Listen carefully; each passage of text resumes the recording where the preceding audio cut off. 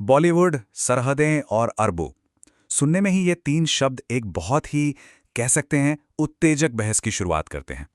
आज हम एक ऐसी ही स्क्रिप्ट को परत दर परत खोलेंगे जो सीधे सीधे भारत के फिल्म उद्योग और उसकी देशभक्ति पर सवाल उठाती है। तो चलिए देखते हैं कि ये पूरा तर्क आखिर बना कैसे गया है। तो देखिए, इस पूरे तर्क की जो बुनियाद है वो एक सीधी सीधी टक्कर से रखी जाती है। एक तरफ सैनिक का भारत जो सरहद पर अपना खून बहा रहा है, और दूसरी तरफ बॉलीवुड का भारत जो हमें बताता है कि भाई कला की कोई सरहद नहीं होती। यही वो दो भारत वाली तस्वीर है जो इस पूरी बहस का कह लीजिए एक तरह से सेंटर पॉइंट है। दो बिल्कुल अलग दुनियाएं जिन्हें एक दूसरे के सामने लाकर खड़ा कर दिया गया है। तो फिर सवाल ये उठता है कि जब एक तराजू के एक पल्ले पर कला हो और दूसरे पर पैसा, तो वफादारी का पल्ला आखिर किस तरफ झुकेगा? असल में यही वो सबसे बड़ा, सबसे मुख्य सवाल है जो ये स्क्रिप्ट सीधे बॉलीवुड से पूछ रही है। चलिए अब इस तर्क के पहले हिस्से पर आते हैं। यहां बात होती है एक सॉफ्ट कॉर्नर की।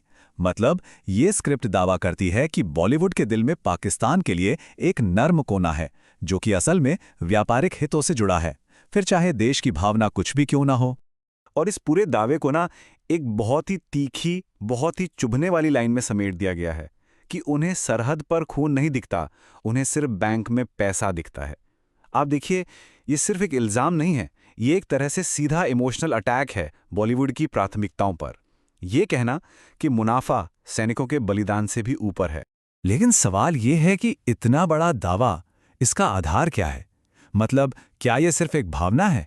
नहीं, इस स्क्रिप्ट के मुताबिक इसके पीछे बॉलीवुड की कुछ खास आदतें और उसके बिजनेस से जुड़े फैसले हैं। सबूत के तौर पर चार बातें सामने रखी जाती हैं। पहला, पाकिस्तानी कलाकारों को भारतीय टैलेंट पर तरजीह देना। दूसरा, पाकिस्तानी संगीत का इस्तेमाल। तीसरा, पाकिस्तान को बस एक और मार्केट समझना जहां टिकटें बेचनी हैं। और चौथा, आलीशान घरों में बैठकर अमन की आशा का पाठ पढ़ाना। तर्क यह है कि ये सारी बातें आम भारतीय की भावनाओं से एकदम अलग थलग हैं। अब ये बहस पूरी इंडस्ट्री से हटकर कुछ जाने माने चेहरों के बयानों पर आ जाती है। यहां पर पाखंड यानी हिपोक्रेसी का आरोप लगाया जाता है और इसके लिए पब्लिक में दिए गए बयानों को सबूत की तरह इस्तेमाल किया जाता है। इस तर्क को मजबूत करने के लिए कुछ ऐसे बयानों का जिक्र किया जाता है जैसे कि भारत में डर लगता है पर पाकिस्तान में मेहमान नवाजी बहुत अच्छी लगी। इस तरह के बयान पाखंड के सबसे बड़े सबूत के तौर पर पेश किए जाते हैं जो देशभक्ति और व्यावसायिक मजबूरियों के बीच की एक गहरी खाई को दिखाते हैं।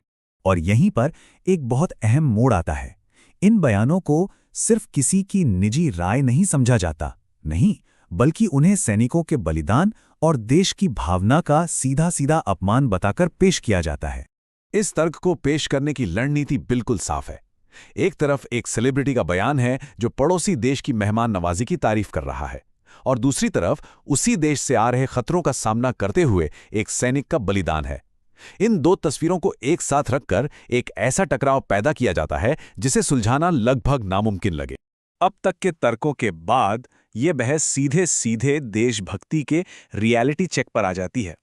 यहां लॉजिक से ज्यादा इमोशंस पर जोर दिया जाता है और बॉलीवुड के अंदर के मूल्यों पर ही एक बड़ा सवाल खड़ा कर दिया जाता है। और सवाल बहुत सीधा पूछा जाता है, आखिर बॉलीवुड में देशभक्ति को अनुकूल क्यों माना जाता है? ये सवाल उन लोगों की नब्ज पकड़ने की कोशिश है जिन्हें लगता है कि उनकी राष्ट्रीय भावना को फिल्मी दुनिया में सही सम्मान नहीं मिलता। इस सोच के पीछे एक सांस्कृतिक आलोचना छिपी है। दावा ये किया जाता है कि बॉलीवुड में भारत की आलोचना करना बौद्धिक या इंटेलेक्चुअल कहलाता है, पाकिस्तान की तारीफ करना प्रगतिशील या प्रोग्रेसिव माना जाता है, और भारत माता की जय बोलना पिछड़ेपन की निशानी समझा जाता है। इन सभी तर्कों के बाद कहानी एक आखिरी सवाल पर आकर रुकती है, और ये सिर्फ एक सवाल नहीं है बल्कि दर्शकों से की गई एक सीधी सीधी मांग है। और अंत में मांगे बिल्कुल साफ हैं।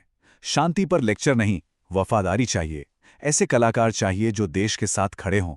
ये नकली हीरो के लिए एक रियलिटी चेक है और संदेश एकदम क्लियर है, राष्ट्र पहले, हमेशा।